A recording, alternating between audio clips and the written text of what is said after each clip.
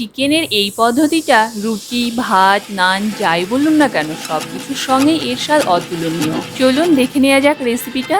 এখানে 800 গ্রাম মাংস নিয়েছি, তাতে দেবো 1 চামচ লঙ্কা গুঁড়ো ও হাফ চামচ হলুদ গুঁড়ো। এবার ভালো করে ম্যারিনেট করে নেব। এবারে একটা ননস্টিকি প্যান ওভেনে বসিয়ে দেব, তাতে দেবো 50 গ্রাম সাদা তেল, আর তেলটাকে একটু ভালো মতো নাড়াতে নেব। এবারে ম্যারিনেট করা মাংসগুলোকে একে একে ছেড়ে দেব। বন্ধুরা, আপনাদের কাছে যদি কোনো ননস্টিকি প্যান না থাকে তাহলে আপনার বাড়িতে যে কোনো কড়াইও এইভাবে ভেজে নিতে পারেন, কারণ এর আগে আমি কড়াইও এইভাবে রান্না করে দেখেছি, তাই আপনাদেরকে বললাম। মাংসগুলো আমার একটা সাইড ভাজা হয়ে গেছে, এবার একটা একটা করে উল্টে নেব। বন্ধুরা, এখানে মাংসগুলো আমি উল্টানোর জন্য চামচ ব্যবহার করছি, আপনারা চাইলে কিন্তু টঙও ব্যবহার করতে পারেন। সব মাংসগুলো আমার ভালো মতো ভাজা হয়ে গেছে, এবার আমি উঠিয়ে নেব। বন্ধুরা, যখন দেখবেন মাংসগুলো দুটো সাইডে হালকা লালচে করে ভাজা হয়ে গেছে তখনই উঠিয়ে নেবেন।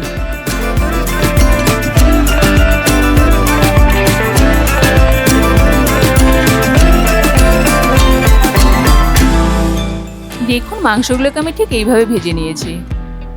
এবার গরম কড়াই দিয়ে দিব তেল। এখানে 50 গ্রাম তেল আছে, কিছুটা মাংস ভাজা তেল আছে আর কিছুটা তেল আমি অ্যাড করে নিয়েছি। বন্ধুরা, এখানে আমি পুরোটা সাদা তেল ব্যবহার করেছি, আপনারা চাইলে কিন্তু সরিষার তেলও ব্যবহার করতে পারেন। এবার এই তেলেই দিয়ে দেবো একটা তেজপাতা আর কিছু গোটা মশলা। এই গোটা মশলার মধ্যে আছে 1 ইঞ্চি দারচিনি, 4-5টা সাদা এলাচ, একটা বড় এলাচ আর 6-7টা লং। এবার এগুলোকে একটু হালকা নাড়াচাড়া করে দিয়ে দেবো 2টো পেঁয়াজ বাটা। এবার ভালো মতো নাড়াচাড়া করে হালকা লাল করে ভেজে নেব। পেঁয়াজ বাটাটা হালকা লাল হয়ে গেছে, এবারে দিয়ে দেবো 3 চামচ আদা রসুন বাটা। এটাকে আবার ভালো মতো নাড়াচাড়া করে মিশিয়ে নিয়ে কিছুক্ষণ কষিয়ে নেব।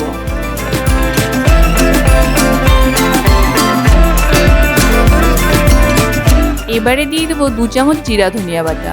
এটাকেও ভালো মতো মিশিয়ে নিয়ে কিছুক্ষণ কষিয়ে নেব।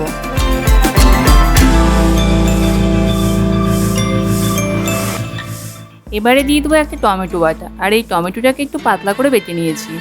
এবারে এই টমেটো বাটাটাকেও কিছুক্ষণ ভালো মতো কষিয়ে নেব, যাতে টমেটোর কাঁচা গন্ধটা চলে যায়।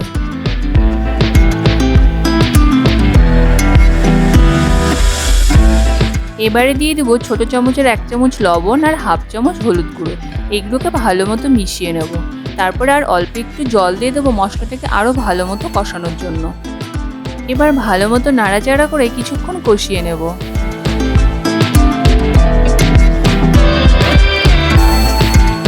এবারে দিয়ে দেবো 1 চামচ শুকনো লঙ্কা বাটা। এই লঙ্কাগুলোকে আমি ভেজে নিয়ে তারপরে বেটে নিয়েছি, এটা অপশনাল, আপনারা চাইলে নর্মালও দিতে পারেন। বন্ধুরা, এখানে আমি 5-6টা শুকনো লঙ্কা ব্যবহার করেছি। সব মশলাগুলোকে ভালো মতো কষিয়ে নিয়েছি। এবারে দিয়ে দেবো ভেজে রাখা মাংসগুলো।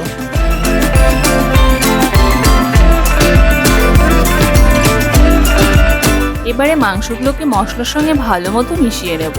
আর বন্ধুরা, এই সময় মাংস আর মশলাগুলো বেশিক্ষণ কষানোর দরকার নেই, যেহেতু মশলাটা আগে থেকে কষানো আছে আর মাংসগুলোও ভাজা আছে, তাই বেশি কষানোর কোনো প্রয়োজনই নেই।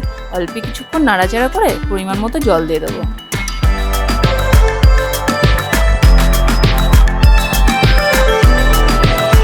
জলটা দেওয়া হয়ে গেছে, এবার সব কিছুকে ভালো মতো মিশিয়ে নেব।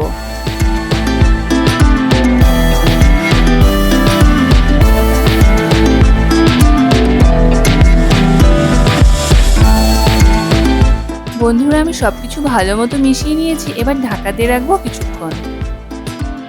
এবার ঢাকাটাকে তুলে নেব। বন্ধুরা, এখানে আমি 3 মিনিট ঢাকা দিয়ে রেখেছিলাম। এবার একটু ভালো মতো নাড়াতে নেব।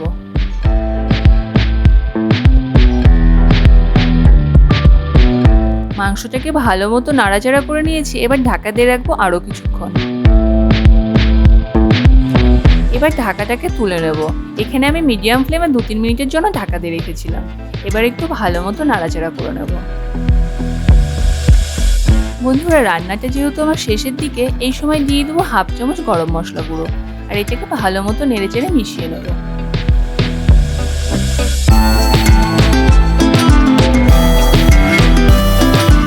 গরম মশলাটাকে ভালো মতো মিশিয়ে নিয়েছি। রান্নাটা যেহেতু আমার শেষ, সেই জন্য গ্যাসটাকে অফ করে দেবো। কি বন্ধুরা, এইভাবে একবার বাড়িতে ট্রাই করবেন তো? আমাদের চ্যানেলের নতুন নতুন সুস্বাদু রান্নার ভিডিও পেতে চ্যানেলটিকে সাবস্ক্রাইব করুন এবং পাশে থাকা বেল আইকনটিকে অবশ্যই অন করুন। সবাই ভালো থাকুন, সুস্থ থাকুন। ধন্যবাদ বন্ধুরা।